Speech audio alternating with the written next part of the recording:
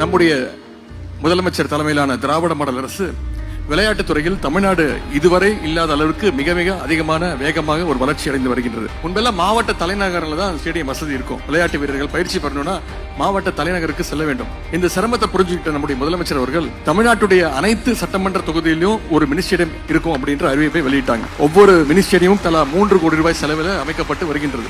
முதற்கட்டமாக 10 ஸ்டேடியத்தை முதலமைச்சர் அறிவிச்சாங்க. அதுல 4 தொகுதிகளில் மினி ஸ்டேடியங்கள் ஏற்கனவே கட்டி முடிக்கப்பட்டு இப்ப விளையாட்டு வீரர்கள் அதை பயன்படுத்திட்டு இருக்காங்க.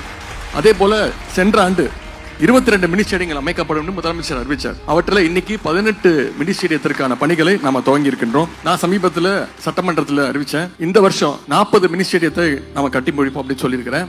அதற்கான பணிகளை விரைவில் ஆரம்பிச்சு வருகின்ற 2026ஆம் ஆண்டு பிப்ரவரி மாதத்துக்குள்ள அதை பயன்பாட்டிற்கு கொண்டு வர அனைத்து நடவடிக்கைகளையும் எடுப்போம்.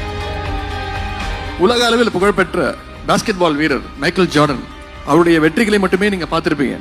ஆனா அவருடைய வெற்றியை பற்றி அவர் குறிப்பிட்டது என்னன்னா, நான் 9000க்கும் மேற்பட்ட ஷாட்ஸை மிஸ் செஞ்சிருக்கிறேன், 300க்கும் மேற்பட்ட போட்டிகள்ல தோத்து போயிருக்கேன், 26 முறை போட்டியுடைய வெற்றியை தீர்மானிக்கின்ற இந்த டிசைடிங் ஷாட்ஸை நான் தவற விட்டிருக்கிறேன், நான் பல முறை வெற்றி வாய்ப்பை இழந்து இருக்கிறேன், அதனால்தான் இப்பொழுது உங்கள் முன் வெற்றியாளனாக இருக்கின்றேன் என்று சொன்னார் திரு மைக்கேல் ஜார்டன் அவர்கள். எனவே நீங்கள் வாங்குகின்ற மெடல்களை மட்டும் கணக்கிட்டு உங்களுடைய வெற்றியை நீங்கள் தீர்மானிக்க கூடாது.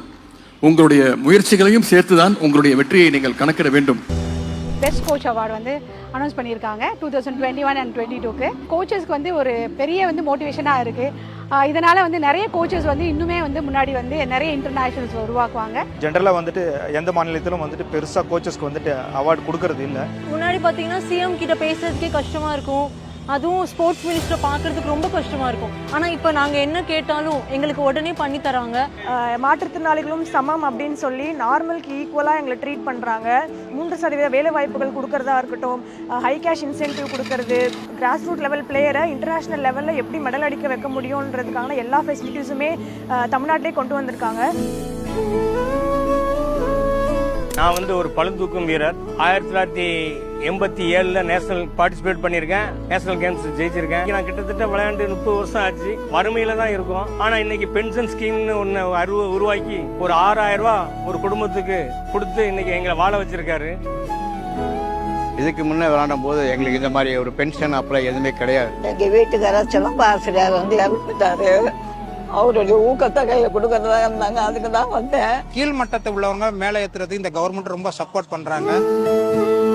ஸோ இந்த மாதிரி பார்த்தீங்கன்னா ஒரே ஒரு மேடையில் வந்து இத்தனை ஒரு நிகழ்ச்சிகள், இது வந்து ஸ்போர்ட்ஸ் பர்சன்ஸ் மட்டுமே இல்லாமல் அவங்களுக்கு ஒரு பெரிய இன்ஸ்பிரேஷன்.